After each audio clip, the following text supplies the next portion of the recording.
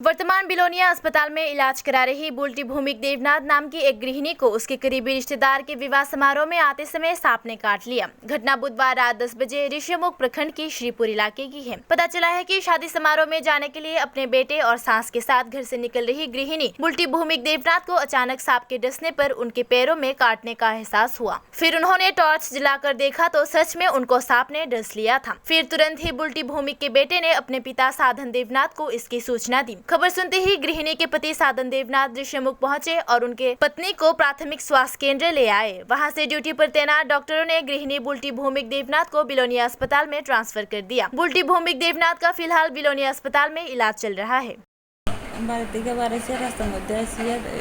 সাপে কামড় দিছে তো ফাটা ঝাড়া দিছি আর আমি চশমাটা চাইছি দেখিতেন সবুজ কালার সাপটি। আচ্ছা, আপনার বাড়ি কোন জায়গা?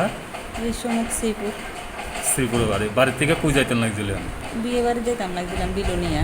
বিলোনিয়া সাতমুড়া বিয়ে বাড়ি নারায়ণ দেবনাথের মেয়ের বিয়ে আইতেন লাগছিলেন। হ্যাঁ, এরপরে সাপে কামড় দিছে আর আইসি না, আমরা হসপিটালে গেছি লগলগ ঋষিমুখ হসপিটালে।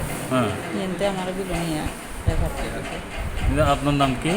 আমার নাম বুল্টি ভূমিক দেবনাথ। বাড়ি কোন জায়গায়? ঋষিমুখ শ্রীপুর।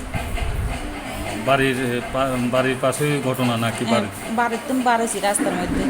রাস্তাতে? হ্যাঁ, রাস্তাতে কি ঘাস আছিল? হ্যাঁ, ঘাস আছিল, অন্ধকার আছিল, আমি দেখছি না।